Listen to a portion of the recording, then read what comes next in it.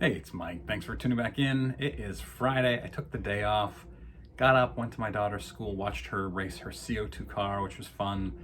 Then my wife and I went out to breakfast, and then we took a 10-minute nap. Or I took a 10-minute nap, and my wife will probably sleep for a while. It's great having a Friday off, and this is my second one in a row. It does seem like my naps, as I get older, get shorter and shorter, which is fine. So today I want to go through a few pickups and then just a couple of pieces of news. It's going to be a short video today. I'll be back either tomorrow or Sunday with a little bit more. So what I started doing was I discovered that autographed Sports Illustrated copies are shockingly cheap to find on eBay. And I got this lot here. One is, I believe, Carl Lewis's first Sports Illustrated cover, autographed by Carl Lewis, the GOAT. And this, Bill Rogers, where he inscribed it with the 4 years he won the New York City Marathon. Very cool. And speaking of Bill Rogers, this, just a couple bucks, autographed Bill Rogers card. 2009 Goodwin Champions. And yeah, so that's cool. And then I've got this. This is the 4th issue of Beckett Baseball Card Monthly. This is a little foreshadowing because this came with something else that I have. I'm working on something big, something very special to me. And if it works out, I'll do a video on it later in November, in the next few weeks when it comes back to me. So then I also have a subscriber named Tim who calls himself, I think he said, a Gary Sheffield super collector, which is really interesting. And he has, I think he said 225 autographs of Gary Sheffield. I might be mistaken, but he very generously sent me this rookie Gary Sheffield autograph. In my opinion, Sheffield is a Hall of Famer, should be in the Hall, not gonna go in, which I understand. He's one of those guys like Barry Bonds who will never get in. And he sent me dozens of other cards. I'm not gonna go through all of them. They're very cool. But here's one. This one's numbered to 49. It's a patch bat card, and it is game used. So that was cool. And then there was another patch card numbered to 99 too. So awesome stuff. Thank you, Tim. I really appreciate that and your generosity. So then I just wanted to go through a couple of little pieces of news here, both of which come from Sports Collectors Daily. Kyle Bertrand, aged 34, I think, has been accused of scamming people out of $33,000 of sports cards.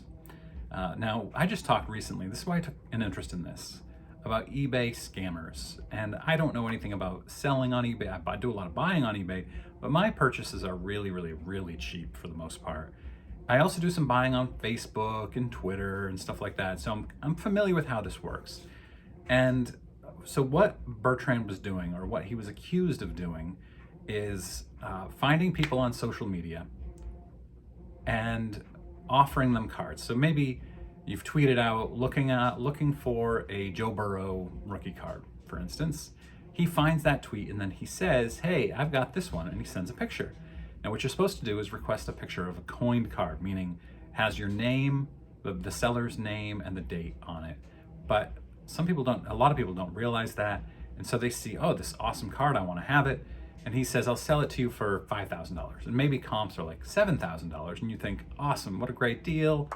So you buy it, and then he sends you an empty box or a box with worthless cards in it. And he basically just hopes that he gets away with it, I guess is the point. When people would reach out to him, and he did this a lot of times, when people reached out to him, he would just deny ever doing it and say he wasn't going to send them the real card.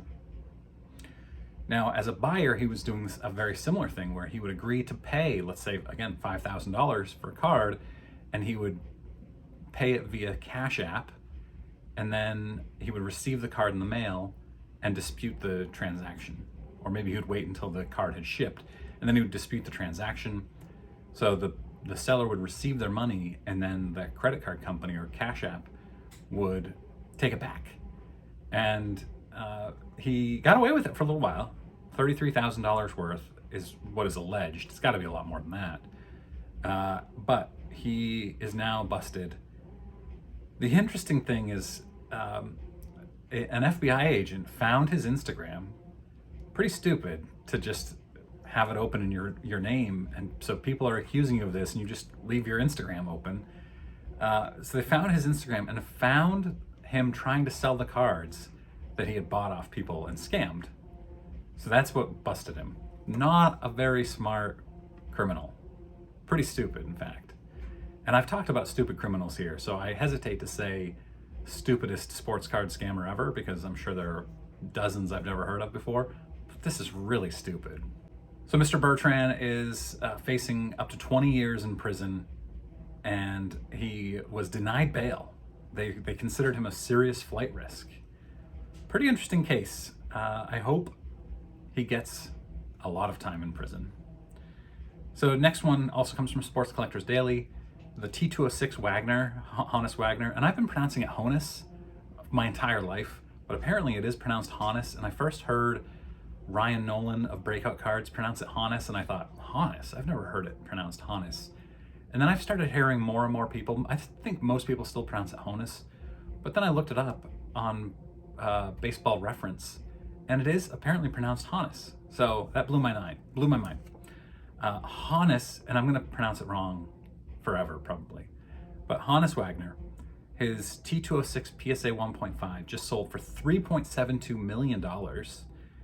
The same exact card sold 16 months earlier, in May of 2021, for $2.28 million. That's a 63% increase in 16 months.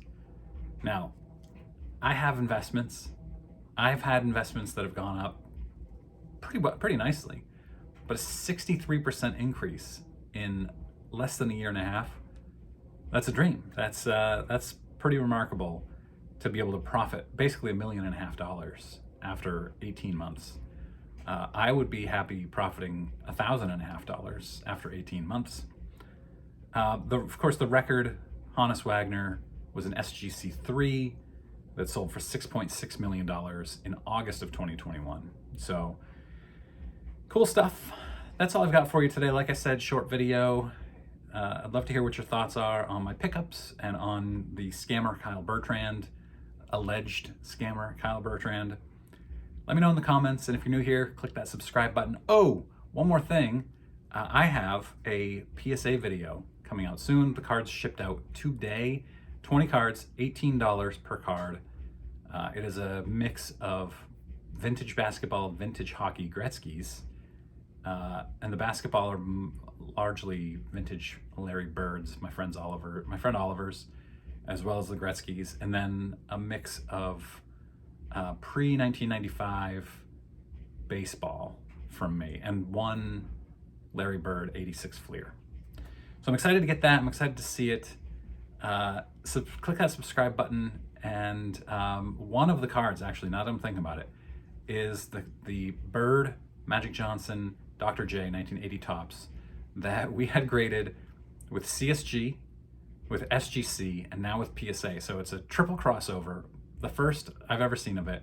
I'm really excited to do that. We're gonna do a separate video just for that one card, just to assess the differences in the grade and talk about what they might have seen differently. All right, thanks very much for watching.